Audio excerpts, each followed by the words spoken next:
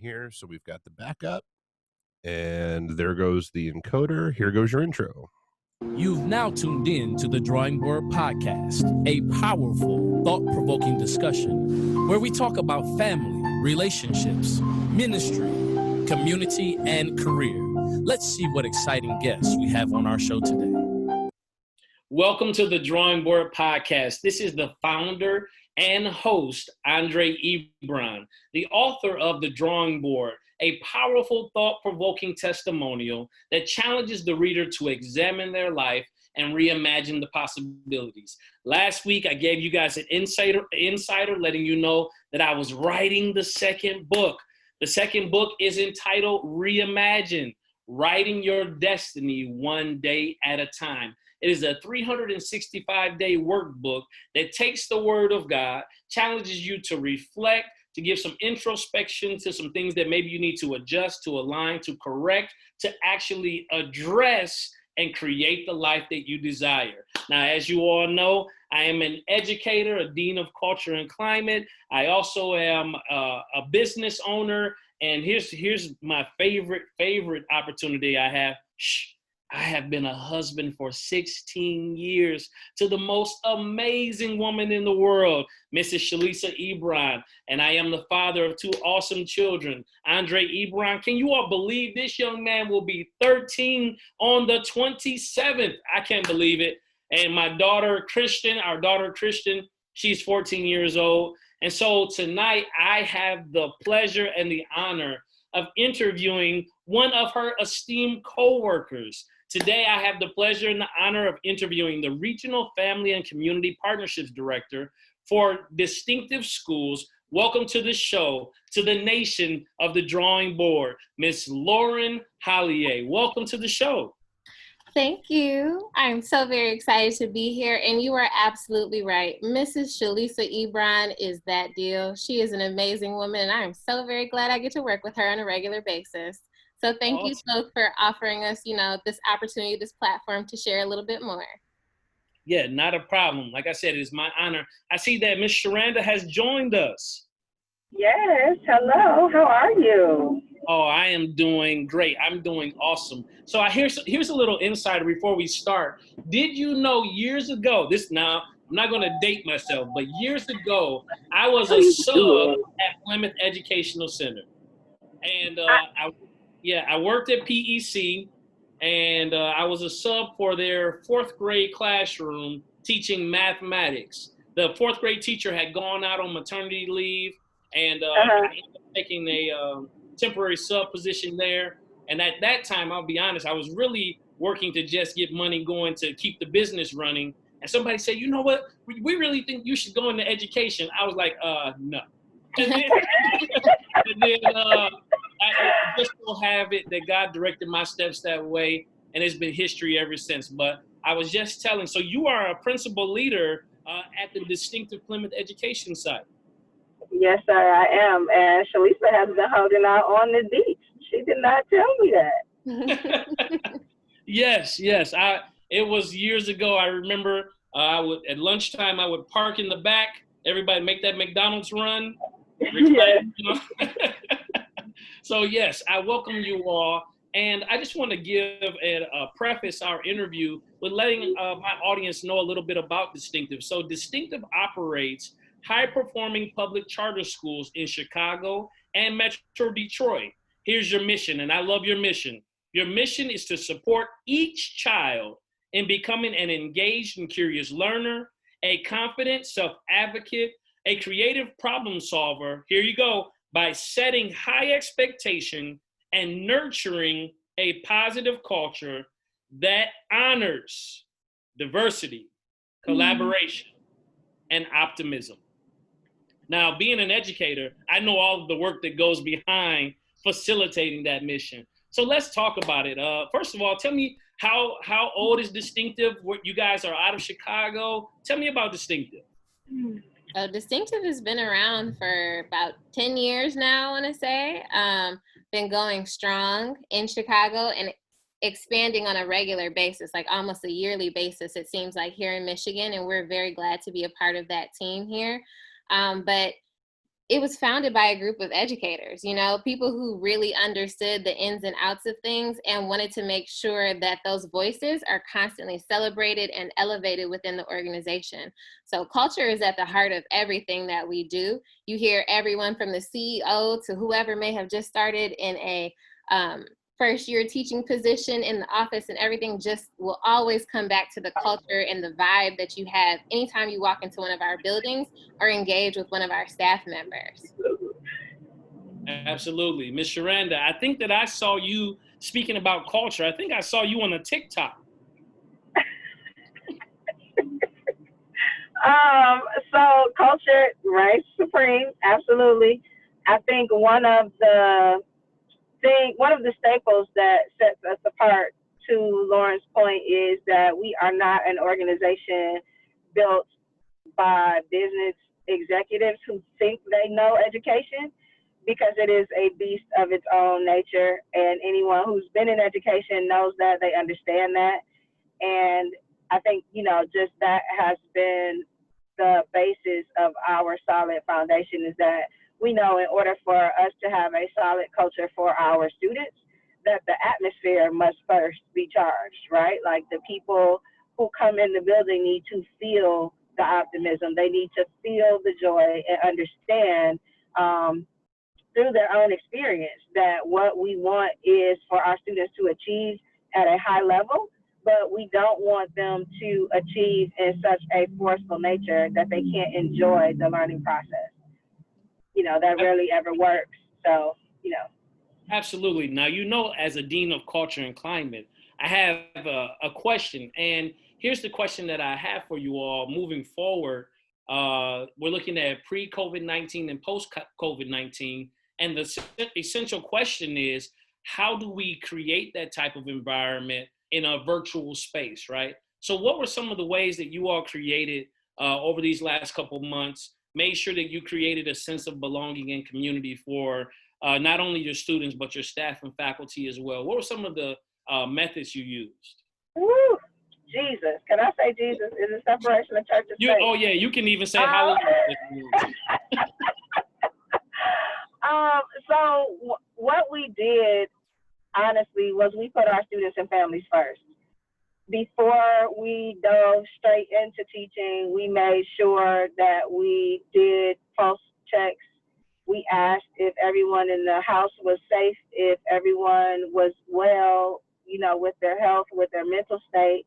We asked the students, how their days were going, if they've been able to go outside, if they have had any social outlet. Like, we tried to make sure that their mental and their physical being was intact before we focused on, meeting the instructional targets, because what we understood as we were making arrangements to leave the building was that this was going to be a time like we hadn't seen in our lifetime. Like, none of us have been through or experienced this. And so many of us as educators had very little to draw on with personal experience, and the students were going to be the first of their kind, for a long time to come, who would experience that. And I think once the parents were able to realize we weren't just focused on our scores, we weren't just focused on, checking boxes and hitting the growth target mark, but that we really wanted to make sure the students were okay, it further built that community aspect. I know for us at PEC, we call ourselves a village. We are building and continue to build the village from within. It takes all of us in order for our students to feel safe, secure, and successful.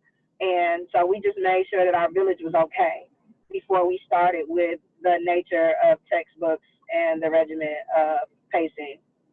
Yeah. And with that, I feel like we also made sure that our families had access to whatever devices they may need to be able to connect with their teachers and their fellow classmates. Because we recognize that for a lot of kids, that's the fun of school, is being able to engage with, an adult who you look up to who isn't your parent, or a family member. And then talking to your own classmates. So a lot of our teachers went out of the way to actually schedule in time so that their students could also just socialize in their Zoom calls and everything, and set up field trips and other engaging activities, things they would have done in the classroom, so that that culture was still translating over into their Zoom meetings.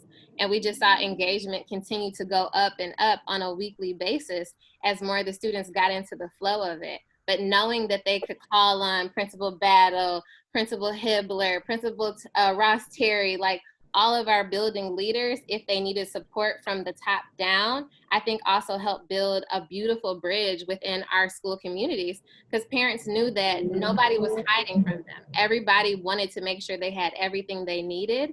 And our network even set up a fund to help support families who may have come across other challenges in the midst of all of this. Because like Sharanda said, we know it's a lot happening right now, and we feel it personally. And because we feel it personally and we know how we would want someone to respond to us, we've been trying to do our best to respond to parents in kind. So it's been a very interesting experience, to say the least. But I, on a regular basis, am so proud to be able to work for an organization like this that has cared tremendously about the health, safety, and well-being of the family as a whole, and then their education. You know, like, education is always paramount, but you can't think about education if you're hungry. So we continued with like food distributions at our schools to make sure that families had access to food. If they were in need of other things, a lot of our social workers were dropping off materials and like surprise gift baskets and things like that to families who they know might just need someone to show them a little love at that time. So it was like those little touches that I think helped to keep that village vibe, that community spirit within our schools, even on a digital side. Yeah, I definitely would like to, just shout out our dean of students and our teachers, and to your point, our social workers. They literally made crates of supplies. Like, I went and emptied out when we realized we were going home. I went and emptied the shelves at a local dollar store, and we essentially put together education grab bags for our students and for our families, so that they would at least have the minimal supplies at home to do the assignments or to complete any activities that we might ask them to do. So it was definitely an all hands on deck experience. And I think, like, to our point, that's what kept our culture and climate going, is that there was no one man above the team. Like, we were team, we were village, hashtag better together the entire time. Absolutely. I think that Andre might have gotten kicked off, but to all of this, and just for those of you all who are out there, so you know, we are enrolling right now. And for us, it's been a wonderful thing, like Sharanda and I have been saying, to be able to continue the education side of things, as well as the building of community within our schools throughout this closure. So we actually still have students now who held onto their computers or their iPads over the summer and have been doing summer learning, which I think is just such a cool thing, because every now and then we get a message or a text, a photo of some child like hiding behind a book because they're just so overjoyed by being able to still engage, have community within their summer learning and everything, and just having access to this virtual digital platform in the midst of everything. Absolutely. Yeah. I see you had a little bit of technical difficulty there. Yeah. So I'm glad that you all continue talking and engaging about giving children access to the virtual platforms and ensuring that all of the basic needs are being met, following Maslow's hierarchy of needs, of knowing that those basic material needs need to be met prior to self-actualizing or addressing those higher order questions. Now, that to me sounds like the distinctive way. Talk to me about that, the distinctive way. I see you guys have that coin, and I heard Ms. Sharanda talking about being safe, secure, and ensuring success. Talk to me about the distinctive way. What does that mean to your organization? Sharanda, you can feel free to address that. So for us, the distinctive way absolutely is making sure that things are personalized, individualized, and well thought out with intention for each child. You know, the cookie cutter model didn't work for us in school. You know, we have so many people that we know who left school with gifts and talents that were untapped and unrecognized, which I think is the biggest injustice, you know what I mean, for any of our kids to like go through their entire schooling experience and never have the opportunity to identify where they are successful academically, what they are able to do well, but likewise, what they haven't been able to master yet. And that is the distinctive way. Like our students, if they don't get something the first time, they aren't failures. It's not a failure.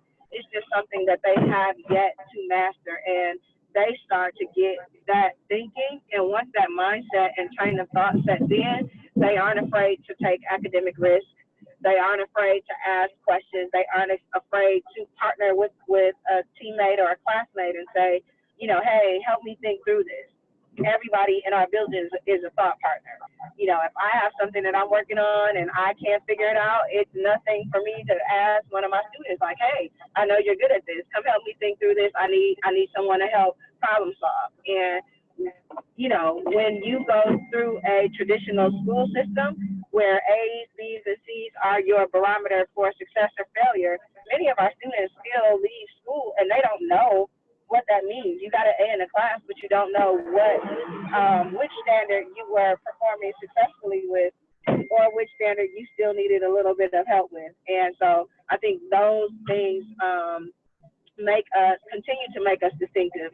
Each one of our students completes a learner profile, so they learn how they learn. And once you have that, you know, it's easier for you to complete a project and say, you know, I know that I need to have a little bit of support with strategies to study, or I may be a better writer. And so if this is a class where I am required to take tests and exams, I'm going to need to dedicate a little bit more time to that. So part of our learning platform is arranged definitely for our middle schoolers. We are launching Summit Learning. And so for the Summit Learning platform, everything is project-based, but it's inquiry-based to the point where the students aren't just, you know, having fun and engaging. They stay in that productive struggle space so that they're continuing to learn and excel, but they aren't so tapped out mentally that they feel like, you know, they aren't going to ever achieve success.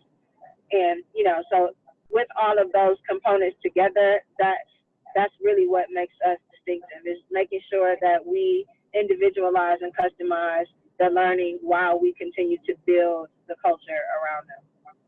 Yeah, and it's not just us individualizing it for the child themselves. You know, it's also engaging with the child on what they feel like they would like to, you know, excel at, what they need to work on, as well as their parents. So it's everybody all in together, building out that plan for the child's success, meeting them where they are to get them where they want to be. That's amazing. Now, you guys were talking, and I'm listening to both of you kind of lift the idea of Carol Dweck's theory of growth mindset, that you create thought partners within the school, but that you also value the input of all of your constituents, all your stakeholders, namely your students. How do you all on a daily basis ensure that the environment lifts the scholar's voice as being valued? How do you create within them, as you all say, make them confident self-advocates? How do you do that? I think it's on a regular, as you see them starting to come into their own, you encourage that, you celebrate that. And that's one thing that as an administrative person within our schools, not necessarily in the classrooms, I love walking through the halls and seeing and hearing teachers celebrating their students. And then the best part on top of that is when you hear the students celebrating each other. And I think that's when they really start to feel like they have a voice, they have a choice, and that they can speak up and be proud about whatever the subject matter is when they take that first step after being, you know, encouraged, celebrated, and everything by their teachers. But when their students and their fellow classmates start saying like, oh, good job, or you got that, or oh yeah, you know, all of that, I think that really helps to just push them a little bit further into then questioning the teacher as well. You know, having other thought-provoking, challenging questions that they pose to say, you know, well, what if we did it like this? Or what about that? And how do we do this? And, you know, I was working on it this way, but then I saw that you could do it this way. And sometimes they start finding their own shortcuts to things, or they find lengthier ways even to come to the conclusion or the answer that they're looking for. And it's just a beautiful thing to watch. But I'll definitely, like Sharanda, I'm sure you have some thoughts on that as well. But I love seeing the kids grow into their own voices from the in-class to the after-school activities, because lots of them will also speak up on what they want to see and what they want to participate in as well, because we all know everyone has different interests. So myself, like, I'm into art. And if I were a child and able to say to my teacher, I really want to do art, I want to build furniture. And my teacher might go, what? You want to build furniture? At Distinctive, I feel like people actually listen and they're like, well, let me connect you to this person. And how about we see if we can get an activity that includes, you know, some more STEM related things or some architecture. And that just piques more of their interest. Well, what does that mean? What's architecture? How do I design? And you let them know that they're doing a lot of these things. And when you help point out the things that kids are actually working on, that they're not even realizing they're doing, that only helps them grow more and recognize that they have a voice and a space to step into those roles if they so choose to. Listen, so now, I don't know if you have been watching the drawing board, but I give every guest a challenge. So here's my challenge for you, Lauren, all right? I hope you're ready for it, all right? It is a campaign that you will run entitled, I Have a Voice and I Have a Choice, YDP, Youth Development Program. I have a voice and a choice, and that's something you can run with. All right. All right. All right. And I'm going to follow up. I'll say, Shalisa, what is Lauren doing with the I Have a Voice, I Have a Choice program? I can see all the collateral with it. I can see the T-shirts with it. I can see, you know, especially, you know, during this time, teaching our young people how to structure their voice, because this generation, they're speaking, right? They're going to speak, undoubtedly, and they won't be silenced. But it is just about helping them structure their voice to be productive. And Sharanda, I know that you also had some ideas about teaching scholars to use their voices productively. What is it that you all do? So you are 100% correct. They are going to speak. They have very strong opinions about most everything. And one of the things that we do at PEC, so we have a student-led panel in our middle school. And essentially, they are the voice of the people. And so if there is an issue that they see rising up, it's their duty to basically survey the land. Like, okay, guys, how do we feel about this? What's the problem? And it can range from anything. Literally, hey, in our code of conduct, so before we left out, they brought to my attention, hey, so you know, we've been breaking the rules for years. I'm like, what? Yeah, we do it on purpose because nobody ever says anything, but we figure it should probably just go in writing. So we're coming to you to tell you we're building a proposal to change the uniform policy in our handbook. And I'm like, guys, you're in uniform. And they're like, no, we're not. We're not in uniform. The uniform says khaki or blue. We wear black pants on purpose. So they have like their own mini revolts just to see what's going to happen, right? And Right. if you aren't paying attention to detail, you'll miss it. And they're learning to work the loopholes in the system. And so instead of them being in a place where they have to work the loopholes, we have provided a platform where they just say, hey, can we, let's just address this. Can we talk about it? Can we change it? Here are our ideas. And on a similar level, scale to their level of cognition, the elementary students do the same thing. So they have a time in the day where they talk about, hey, what worked today? What didn't work today? What do we want to see happen tomorrow? And so even in our kindergarten classroom, our students are learning to reflect, take note of things that they didn't like, and to understand, to your point, their voice matters, and it does have the power to change things in their environment. And so slowly we teach our students to use their thoughts, turn them into words, and turn those words into manifestations that they want to see. And so that's how we are teaching our students to advocate for themselves. That's how they implement their voice and make the changes so that the school environment is their school. It's their school. and we strongly believe it should reflect who they are. Sharenda, I felt like you were getting ready to say we're teaching them to speak those things that be not. I felt like you were going there, but you know. I already said Jesus. I'm trying to keep my church girls to a minimum. No, listen. At this point, we realize that those elements that make us well-rounded human beings, that give us both spirit, body, and mind, that balance that's necessary to lead us and guide us to success. So at the drawing board, listen, you can have whoever's driving pull over, and you can take a station break and shout if need be. All right. So listen, here's a question that I have, Lauren. As the Family and Community Partnerships Director, what partnerships have you forged or you had that has made this not necessarily easy, but a more fluid transition amidst these two pandemics? So first, one of our most important partnerships, paramount to everything we do, is our partnership with the parents. And I Excellent. think that this has continued to forge a just remarkable, honestly, partnership with our parents and just how we communicate with one another, how we check in on each other like family, it being all love and care at the root of it all. We say it all the time, like culture is king with us, you know, but the partnership between our parents has been the glue. It's been the glue for everything. The partnership between the parents, the staff, the students has been what's mainly kept us going. Thankfully, however, we have still maintained other partnerships that we utilize during the school year. So some of our athletic partnerships through PAL, some of our community organizations that we work with, like I said, Gleaners, being able to stay connected to what they're working on and their planning has also helped us to continue to provide for our families. Like I said, we've been trying to make sure that we include virtual field trips and activities and things of that nature into our learning on this digital platform, and we will continue to do so if we are in a hybrid model of sorts. But it's just been really, really awesome being able to reach out and to continue to build more partnerships now too. There are a few that we have in the works that I won't throw out there just yet. But for this coming school year, as we get excited about planning, welcoming kids back in person, virtually, whatever it may be, we are still planning on having athletics, having educational clubs, having skill-based clubs, because like I said, we have students who enjoy cooking.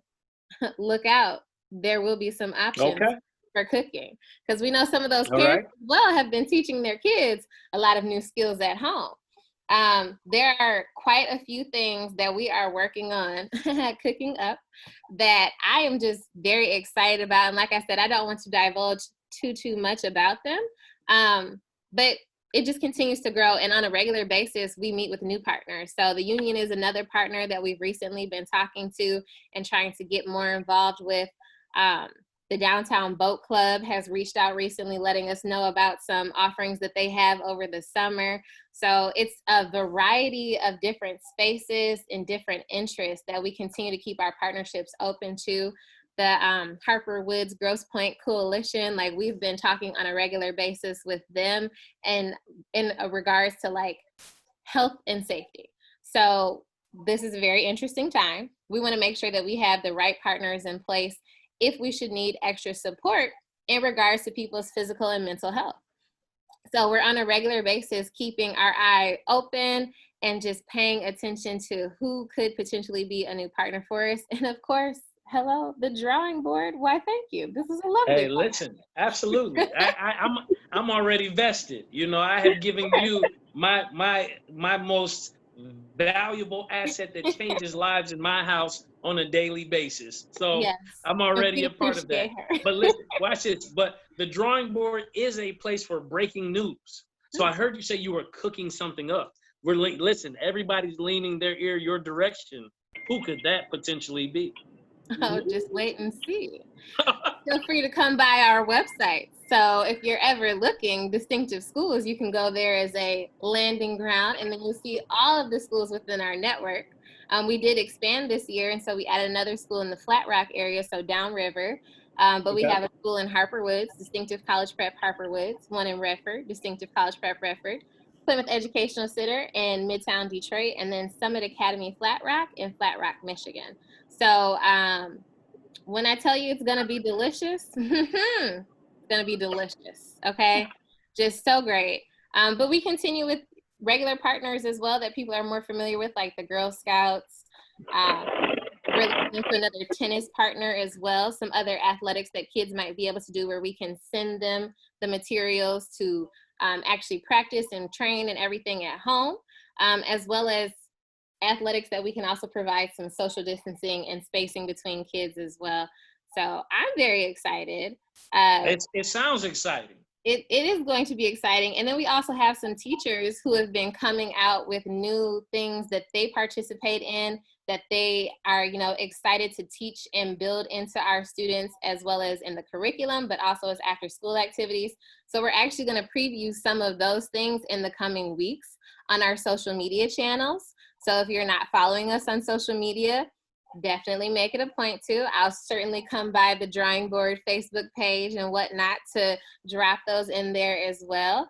But you'll be seeing a preview of more of those things in the coming weeks on our channels as live like tutorials.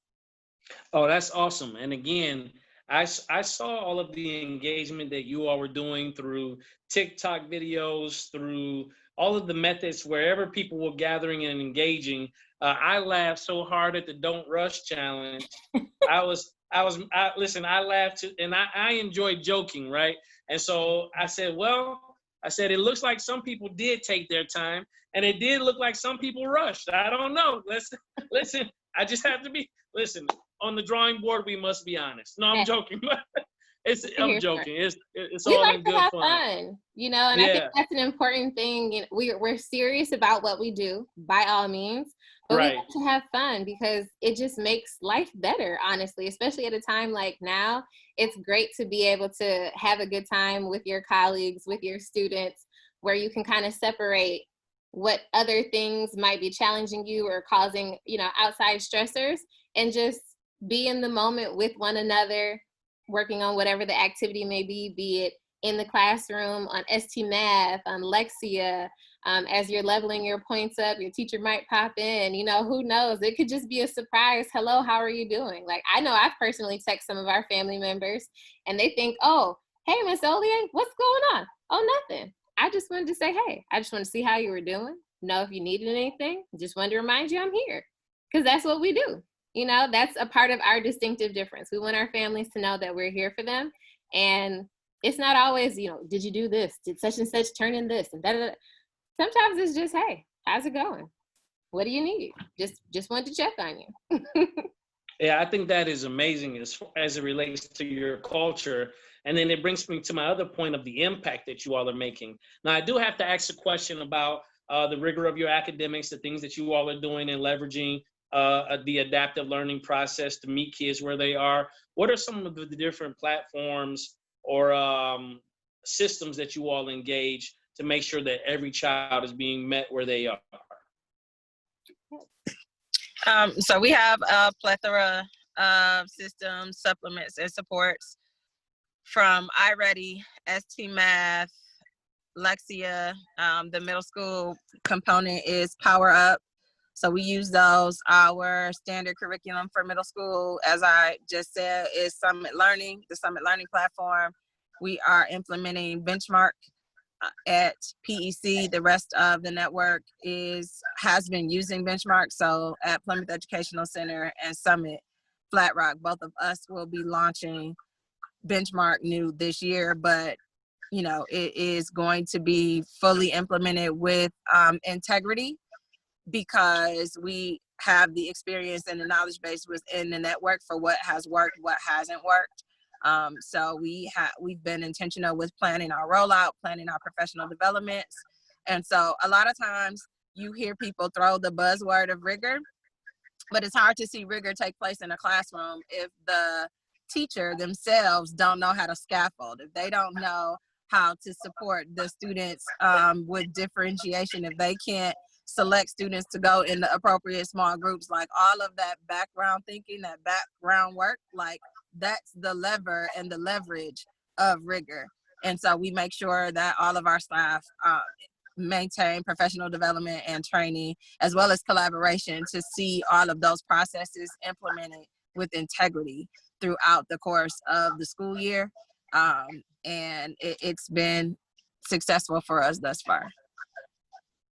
Absolutely. I'm glad that you mentioned those points specific to differentiation, scaffolding, because that is where you'll see you hit those targets, those growth goals. You'll get that 150% per year that you're looking for, depending on whatever your targets are.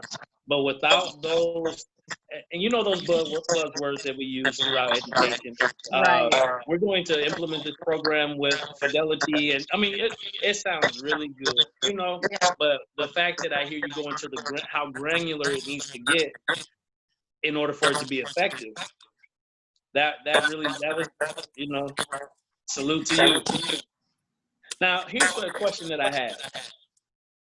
What is it like, your testimony of being a part of the Distinctive team? What is it like being a team member at Distinctive?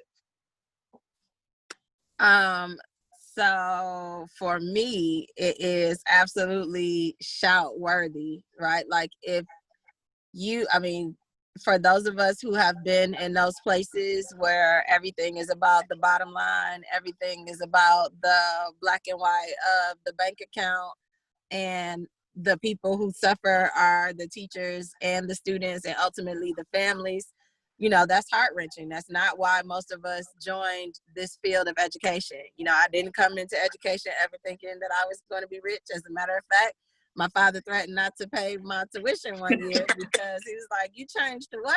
A teacher. You're never gonna make any money."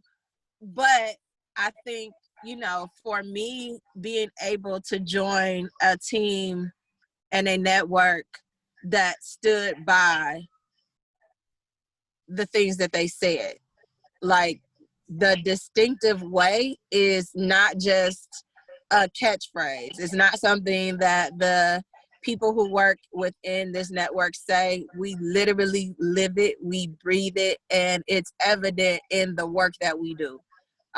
You know, I have never, in my 20 plus years of professional prowess within education, I've never seen a community of educators more dedicated to making sure that they get it right.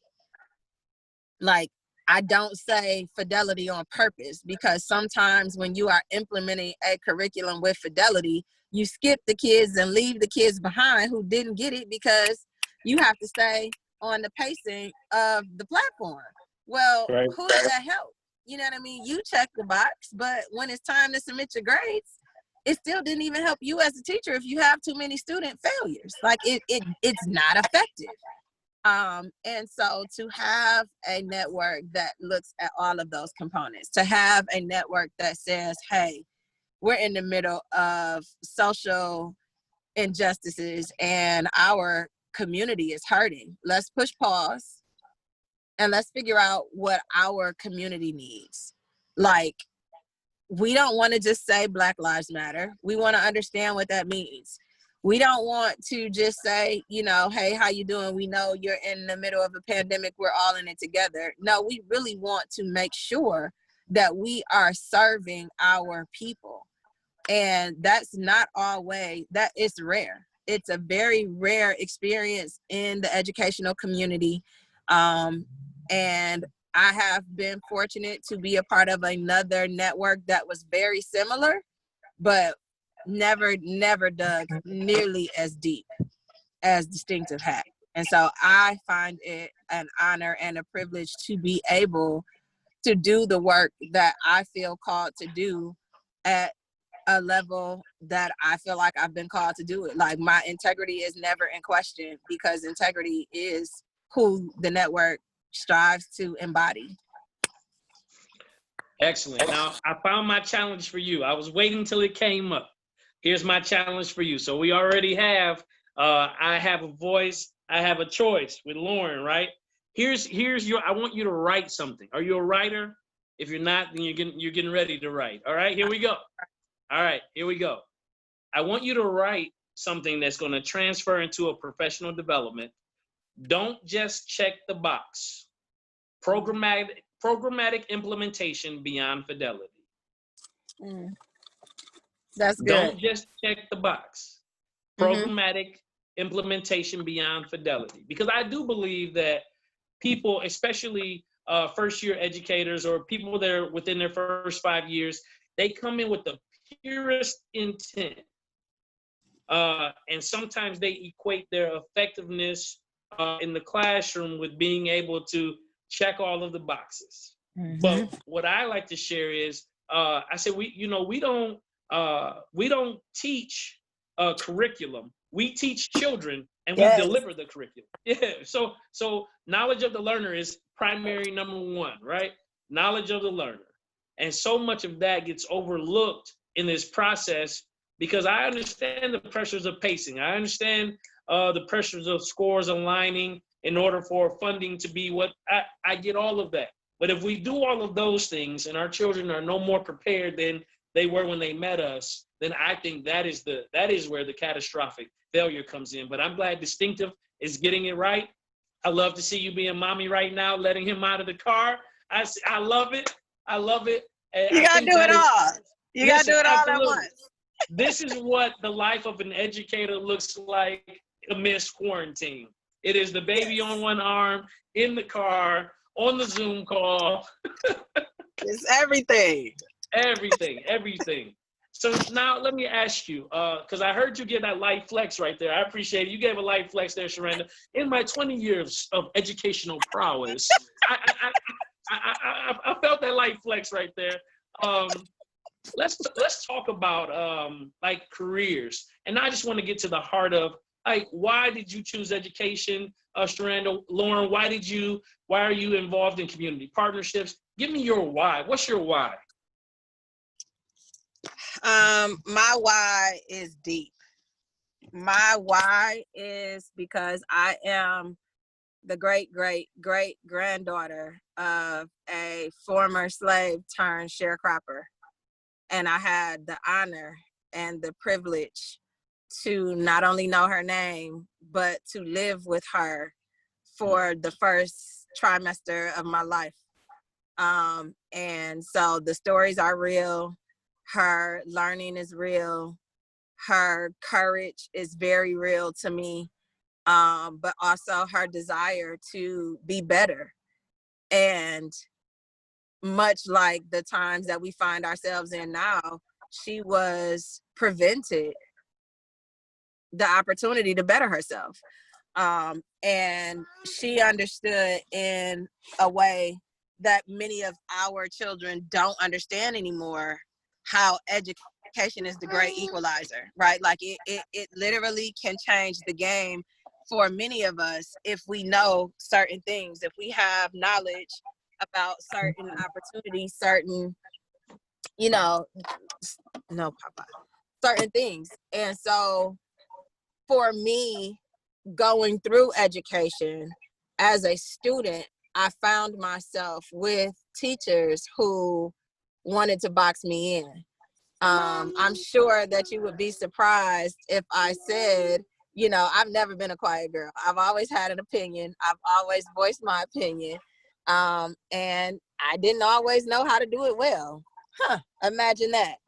But there was nobody there to grab me and say, hey, what you have to say is important. It's valid, but let me show you how to do it. There was nobody in the midst to do that for me until very, very late in the game.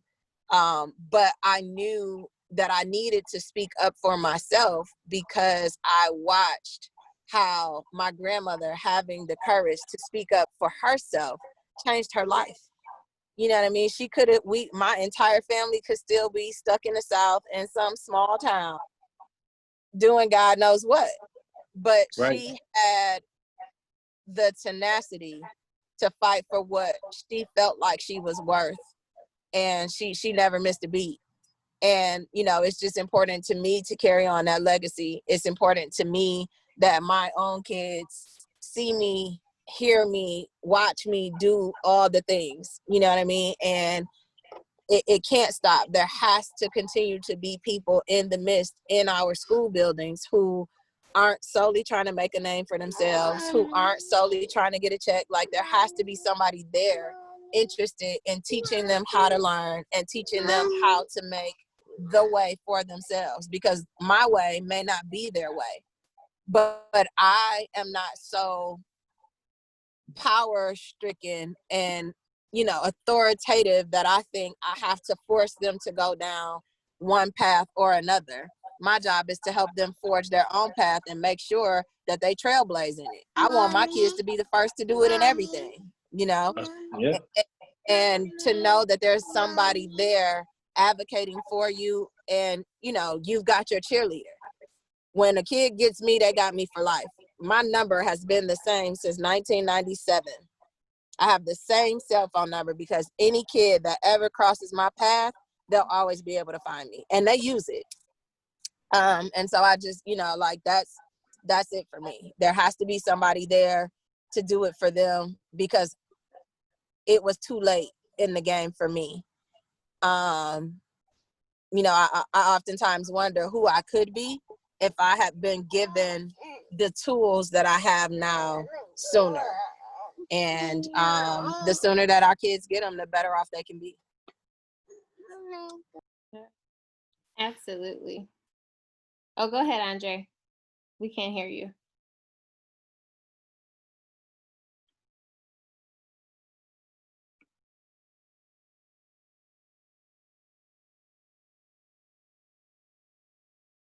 Did we lose them again, Lauren? I don't know. We can't hear you. I see you talking, but we can't hear you. And I know it was something that was fire, Andre. So you're going to have to remember everything you said and say it to us again so that we can hear it. Okay, yeah, I have no idea what's going on with my technology, but here we go. What I was saying is, you know, I was just making an aside to the point that you made, that if you knew and had the skills and tools earlier, and I was saying I was having a conversation with a lady in the store, and I don't play the lottery, but she wanted to talk to me about the lottery. And she said, you know what, even if you played, you would never win. And I looked at her and I said, well, why is that? She said, because the people you serve need you to be where you are. So God wouldn't allow that to happen because you're needed where you are. And I say that to say, had you received them earlier, and it would have altered your course, all of the children from 1997 to this present day wouldn't have access to the gifts, to the wisdom, to the knowledge, to the encouragement, to that fortitude and that push, because sometimes you're the only person doing that in their lives. So, you know, I just wanted to encourage you, of course, to forge ahead. And as you do with you know, such courage, and they say courage is not the absence of fear, but it's the ability to persist even where fear shows up.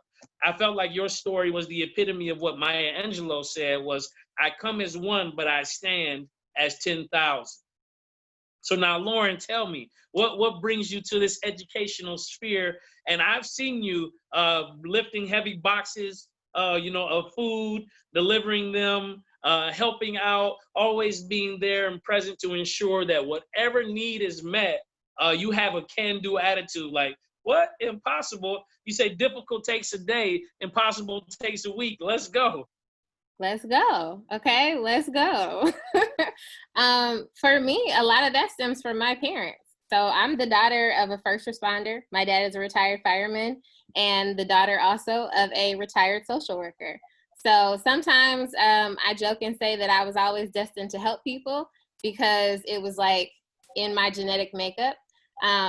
But that has always kind of been my parents' thing. So I am the first to say that I think I have the greatest parents on the planet. It's a totally biased opinion, but I think it's biased at the same time based in fact. Okay, so a factual bias. Factual bias. Okay, just to be clear. I have 3 older siblings also, and the biggest thing that my parents, I think, did for us was they have always been our biggest cheerleaders. Like, my mom at the end of things would sign it like, your biggest fan, and she would put notes in our lunches so that at lunchtime we had a little burst of, you know, love from her. And I think that's always been the biggest thing to me, is that encouragement from them. It's with me wherever I go. And I always want other people to feel encouraged, to feel that love, to feel support. And a big part of that has been building partnerships. When I was in elementary school, my parents wanted to make sure that we got an international experience. So my mom, being the president of the LSCO, decided that we were going to do some fundraising so that we could travel internationally. She was like, you guys are learning foreign languages. You need to use these foreign languages within that culture, within that country. And so I was able to travel to South America. I was able to travel to Central America. I went to Egypt and Africa. I went to Europe because for my parents, it was really important that not only myself, but my friends, other students in the school, that we had the opportunities to experience the world. It wasn't just us traveling locally and nationally. They were like, the world is so much bigger, and it's important for you to better understand who you are in the world by experiencing that, by going out, by being a part of it. And like I said, being the daughter of a first responder, you're kind of taught to run in first. If there's an emergency, right, how can I help? How can I support? People tease me all the time and call me Mother Teresa with Martha Stewart tendencies, because I have a big heart and I'm going to try and do whatever I can to help you. But at the same time, I might have my multi-tool on hand and be able to fix or fashion you something to help provide you shelter or to provide you whatever support is necessary. And it's because my parents have always felt like you need to be a jack of all trades to a certain extent, so that you can be a better resource for others within the community. So just their support. My mom has always had a strong listening ear, and like I said, been my biggest supporter in everything I've done. And my dad, they just want to make sure that we had everything that we could possibly use. And being in the fields that they were in, they weren't making a lot of money either. So for them, it was always about being resourceful and building partnerships within the community. So we did letter writing campaigns when we wanted to travel. As our school groups were raising funds, we would go and do performances and other things like that so that we could get people interested in our cause and actually join in supporting us to share it on their platforms as well.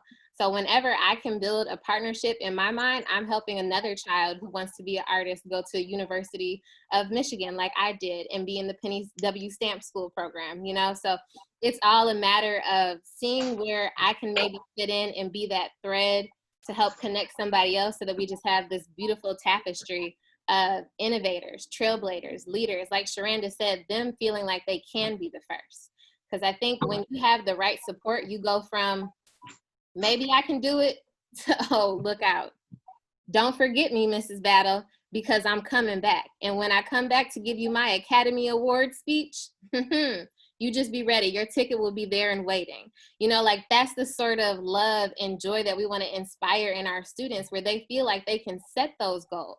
Because once you have that support and you realize you can set goals for yourself, your whole world changes. And that was the biggest thing for me. Having 3 older siblings, like I'm the youngest of 4, and all of them supporting me, coming to my volleyball games and my soccer games, coming to my performances with Mosaic Youth Theater of Detroit, they were there and they made time to be there because they worked other things around. But when they couldn't be there, they always sent a representative too, So knowing that I had other people, I had aunts and uncles and cousins, and sometimes by blood, sometimes not, in my corner supporting me.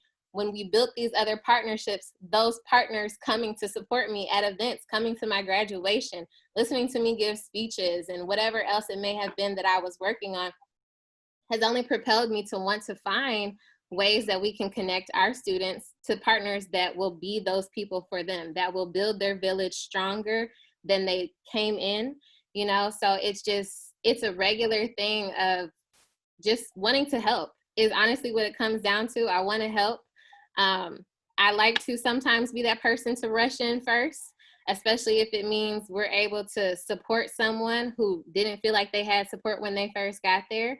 I am kind of quiet, believe it or not. I do also enjoy observing and kind of getting the lay of the land and everything as well. The social worker that I joke that's inside of me, people similar to you, sometimes they just need to tell their story.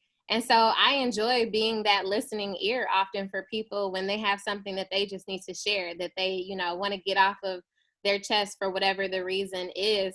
And then working with them to let them know, your feelings are valid. I think that's the hardest thing for a lot of people to realize. Like, we're always apologizing for how we feel, but your feelings are valid.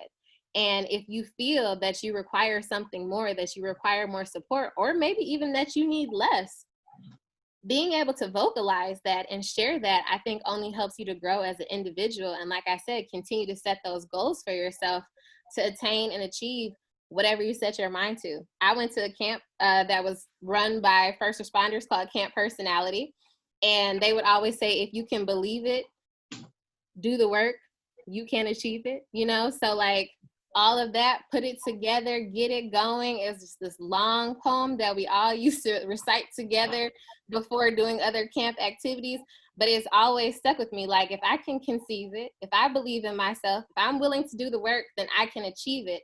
And that mindset just, it makes all the difference. So let me find the partner who's going to give you that opportunity. You want to go into podcasting? Let me get Mr. Ebron to come on and tell you what that's like. How do you set it up? How do you work with Podcast Detroit to get it going? You're interested in getting physically fit? We can find someone who will help you get that together. Matter of fact, Principal Battle might actually be able to show you how to flex, okay? You never know. Right. So it's all about listening when people are telling you what their interests are and where they're trying to grow, that you build these other partnerships within your community. And I love being able to collaborate within the community because we're so rich with resources here in the city of Detroit and the metro area for that matter. I mean, you yourself said that you worked at Plymouth at one point. I feel very honestly that the degree of separation here is so small, and you never know who you're going to start talking to, who they're going to know. And then all of a sudden, like, this new relationship is built where now your kids can have a bank within the school.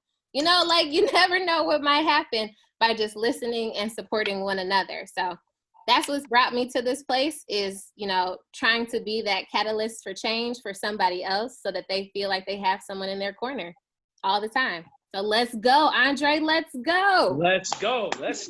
Listen, I'm so excited. I have written down some things and some other challenges I have for you all. I will forward them to Shalisa. The superstar has just walked in. We have about 2 minutes left, and she just came from a meeting. You know, she has been kicking butt on Weight Watchers and handling business. We need a partnership there. I was that Weight Watchers. Yeah. All right. You saw her just lean in. Yeah, she made life together. Yeah. So listen, she's making me get my life together. Yeah, I got to get my eating habits together. But anyway, as we close out, if you could please give, you know, the links where people can find you all. I know you guys are in, you know, the season of enrollment. So you were lifting up all of these awesome things. You're defining differences the distinctive way, how you all are challenging children to, you know, become engaged and curious learners, confident self-advocates, creative problem solvers, and you're setting high expectation that honors diversity, collaboration, and optimism. So where can they find more about Distinctive Schools? So like I said, we have 4 schools here in the area. If you'd like to know about any of the schools and talk to someone immediately, you can always call or text 313-969-7671. That is our Michigan school cell phone that we're able to get right back to you, or as soon as we're able to, you will get a call back. If you'd like to look at any of our school sites directly, there's dcpredford.org, dcpharperwoods.org, PlymouthEd.org, and Summit Academy Flatrock.org. Or you can go to distinctiveschools.org, and then you'll be able to see a listing of all of our schools right there. If you have any questions, you can always reach out to us on any of our social media channels. You can find us at DCP Redford, at DCP Harperwoods, at Plymouth Ed Center, at Summit Flat Rock Academy. So definitely check us out, look into us. Again, that number is 313-969-7671. I would love to have the pleasure of speaking with any of you if you have any questions. Like I said, I know some of us are more comfortable with text, so you can always also text that number, and any of our contact us forms on our websites or our social media channels, either one of our social media advocates or someone from the school directly will get right back with you.